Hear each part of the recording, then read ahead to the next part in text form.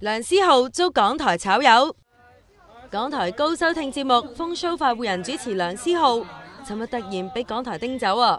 而家呢個階段，我只可以答你呢，我哋係即今日停止咗佢繼續主持《風騷快活人》呢個節目。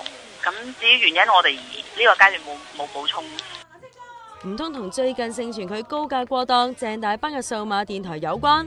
尋日梁思浩仲喺傍晚發出聲明，留俾聽眾嘅一封信。因為我連喺風騷快活入邊同大家講一聲拜拜嘅機會都冇。我喺港台17年啦，從未試過一日遲到，但係尋日就第一次出現。我亦未試過一日曠工，今日又出現咗第一次。我想大家知我係被逼遲到、被逼曠工嘅。而家喺港台被逼封咪，恐怕再冇機會喺風騷快活人入邊出現，更係千般不願、萬般不捨。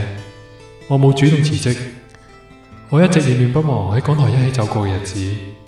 但17年嘅感情，到頭來卻換嚟一個即時通知，港台唔要我啦。但我依然無怨無悔。我唯一放唔低嘅係你哋，我嘅聽眾。據知情人士話，思浩前日開咪之前，俾港台2大高層喺直播室外面要求思浩簽約1年，思浩未有應承，仲遲咗半個鐘開咪。尋日仲拒絕思浩入直播室，即時叮走啊！